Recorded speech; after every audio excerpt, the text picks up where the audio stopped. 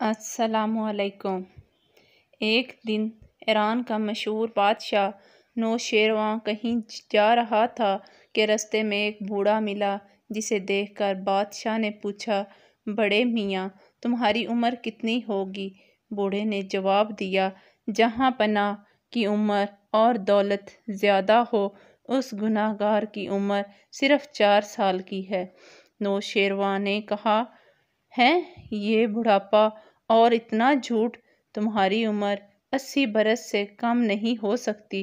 بوڑھے نے جواب دیا، جہاں پناہ حضور والا کا اندازہ بہت درست اور بالکل صحیح۔ مگر اسی میں سے 76 سال اس عاجز نے یوں ہی گنوا دیے، جن میں صرف اپنا اور بال بچوں کا پیٹ پالنا ہی کام سمجھتا رہا، اس کے سوا نہ کوئی نیکی کمائی، نہ کسی غریب کی مدد کی۔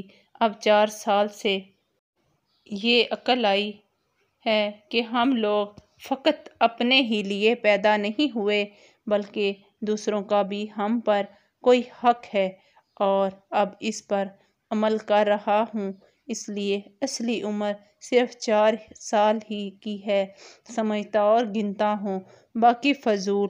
بوڑھے نے کیسی اچھی بات کہی! جب تک آدمی اپنے کام کو نہ سمجھ لے، آدمیوں میں نہیں گنا جا سکتا۔ بزرگی کی عقل پر ہی، عمر پر نہیں، اور سخاوت دل پر موقف ہے، مالداری پر نہیں۔